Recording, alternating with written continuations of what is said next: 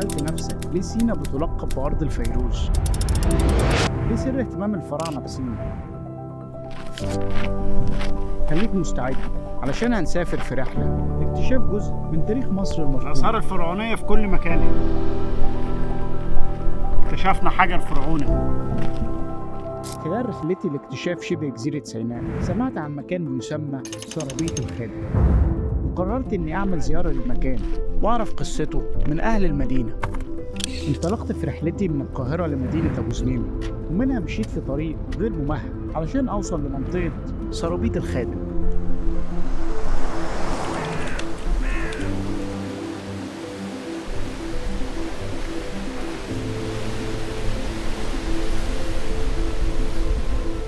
متحجرة كلها في الأرض. كثير ناس أجانب يروحوا يصوروها، يقعدوا شوية فيها هناك قابلت الشيخ سليم بركات، واحد من بدو سينا المهتمين بالمكان والمحافظة على تراث المنطقة. وعلشان نوصل للمعبد كان لازم إني أخيم في وسط الصحراء في كامب بركات علشان أستعد لرحلتي في صباح اليوم التالي.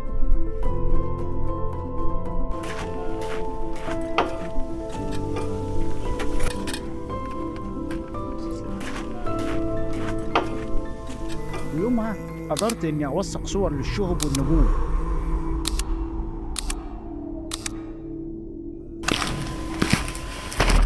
نستعد بقى حاليا علشان نطلع في مغامرة لاستكشاف سرابيط الخادم.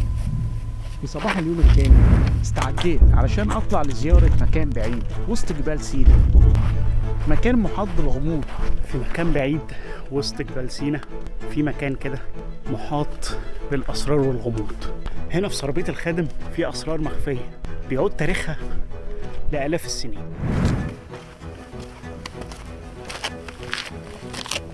الوصول لسرابيط الخادم مش حاجة سهلة، طريق صعب وتضاريس وعرة. الطريق كل شوية بيطلع لفوق، الطريق كل شوية بيزداد صعوبة، ولكن مكملين مغامرتنا في سرابيط الخادم. كأنك داخل في مغامرة بتاخدك لعالم تاني، بس اللي مستنيك هناك أغلى بكتير من التعب والمجهود. وصلنا دلوقتي عند مكان بيسمى روض العير. يقول لك بقى ان في المكان ده فيه زي نقوشات فرعونيه لقوها هنا، فهنشوف قصتها. الوجوه اللي منحوتة على الجدران شهدت على أحداث محدش مننا يقدر يتخيلها.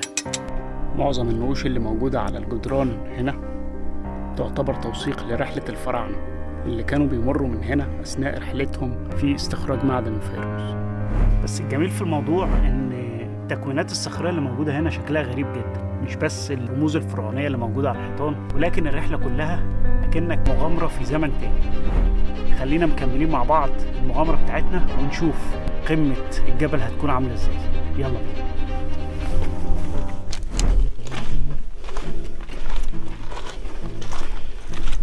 احنا دلوقتي نعتبر ماشيين على حافه الجبل.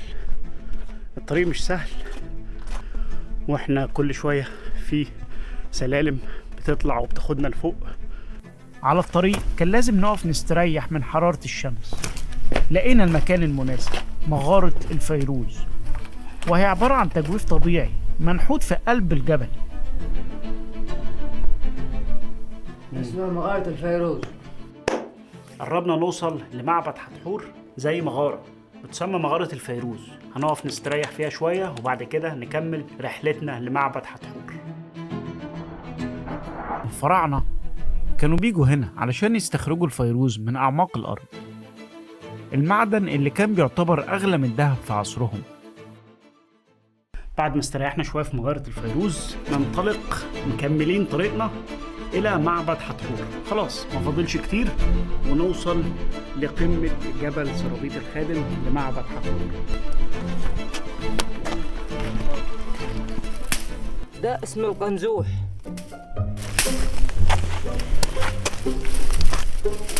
نبات القنزوح يا جماعة، نبات القنزوح لقيناه على قمة جبال سيناء. نبات القنزوح من أعلى قمة جبال سيناء. بعد مغامرة من طلوع الجبال والصعود والنزول بدأت تظهر علامات تدل على مرور الفراعنة من هنا. عرفنا وقتها إننا في الطريق الصحيح.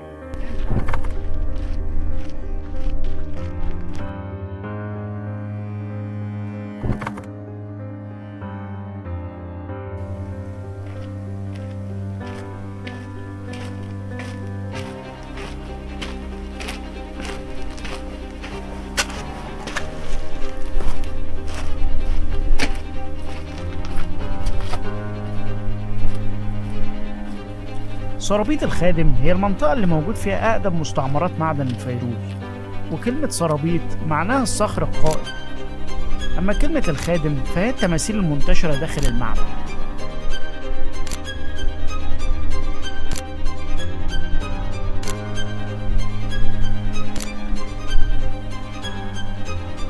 وصلت للمعبد الفرعوني الوحيد الموجود في سيناء. المكان هنا مش بس مكان فيه آثار للفراعنة، يعتبر أحد الأماكن الروحية والدينية، لأن في المكان ده كانوا بيقدموا القرابين للإله حتحور علشان تبارك عمليات التعدين اللي كانت بتتم من هنا.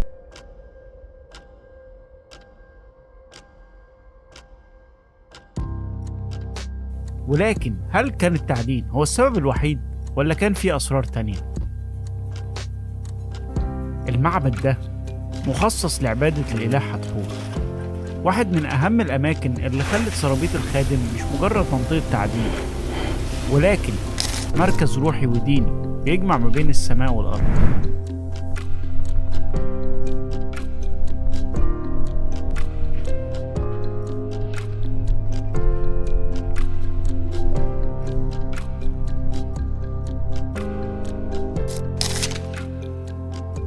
يا ترى المكان ده كان بيستخدم لإيه؟ لو عجبك الفيديو متنساش تدعمنا باللايك والشير.